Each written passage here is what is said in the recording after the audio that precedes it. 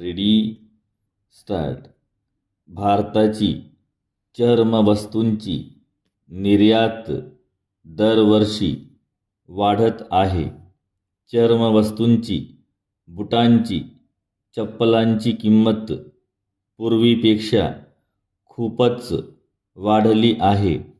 त्यामुळे सर्वसामान्य ग्राहक या भाववाढीबद्दल दुकानदाराला विचारतात, तेव्हा दुकानदार सांगतात की निर्यात खूप वाढल्यामुळे ही भाववाढ होत आहे.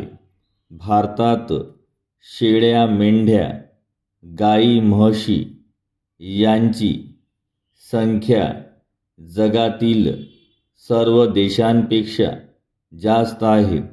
त्यामुळे कमाविलेल्या चामड्याचे उत्पादन वाढले आहे.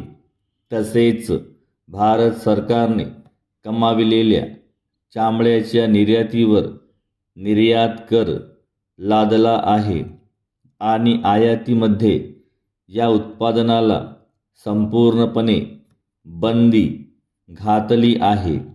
परंतु कच्चे किंवा पक्के चामडीचे आयातीला आयात करातून संपूर्णपणे सूट दिलेली आहे.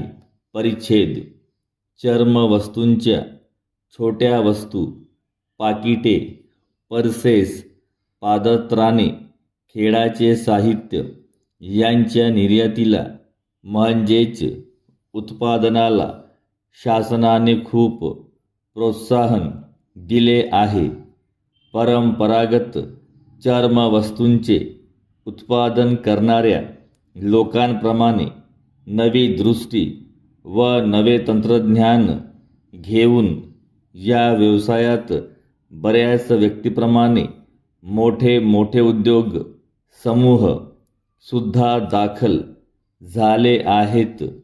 औद्योगिकरण, शहरीकरण, शैक्षणिक सुधारणा, सामाजिक सुधारणा यामुळे आपल्या देशात फार मोठी बाजारपेठ निर्माण झाली आहे. आपल्या राज्यात तर या दृष्टीने खूपच वाव आहे.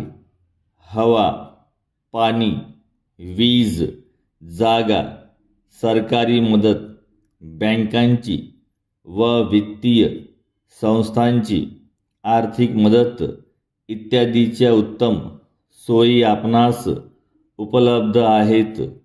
तसेच शासनातर्फे नवउद्योजकांना मार्गदर्शन करण्यासाठी प्रत्येक जिल्ह्यात जिल्हा उद्योग केंद्राची स्थापना करण्यात आली आहे. तसेच लघु उद्योगामार्फत तयार झालेल्या मालाला महाराष्ट्र शासनाच्या लघु उद्योग विकास महामंडळामार्फत निरनिराळ्या कार्यालयांना व संस्थांना विक्रीसाठी सहाय्य केले जाते. परिच्छेद. या दृष्टीने या महामंडळाने गत आर्थिक वर्षात जवळपास 6 कोटी रुपयांची आणि चर्मवस्तूंचे उत्पादनाची जवळपास 2 कोटी रुपयांची उलाढाल केलेली आहे.